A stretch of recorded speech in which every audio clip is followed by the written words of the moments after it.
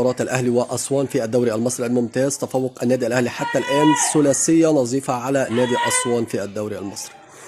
النادي الأهلي النهارده كان مكتسح الملعب بالطول وبالعرض على أسوان، وأسوان الواضح كده إن فرق معاها أحمد بن حاج. يعني أحمد بن حاج فعلا فرق معاهم كتير جدا جدا جدا جدا كمان. يعني كنا بنشوف تفوق أسوان بلاعب أحمد بن حاج واللاعب اللي هو الأفريقي اللي مصاب وما لعبش النهارده. ولكن رغم ان في جمهور لاسوان وتكتل جمهور وملعب اسوان الرعب، لكن تفوق كان واضح للنادي الاهلي، لان اسوان ما عندهاش الدوافع اللي تقدر تقابل بيها النادي الاهلي زي ما كان موجود في مباراه نادي الزمالك. صراحه احمد بن حج فرق معاهم كتير جدا جدا جدا، واللاعب كمان الاجنبي اللي هو اتصاب فرق معاهم جامد جدا جدا جدا.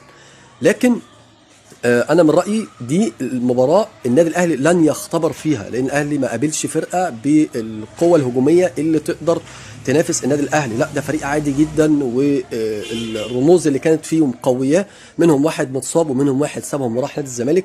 واسوان ما عملش حاجه قدام النادي الاهلي. النادي الاهلي كان مكتسح تماما المباراه بالطول وبالعرض وبكل حاجه. بص، كل حاجه اقولها في الكوره هو كان مكتسح ويستحق الفوز. 3 نقاط غاليه للنادي الاهلي في الدوري المصري الممتاز.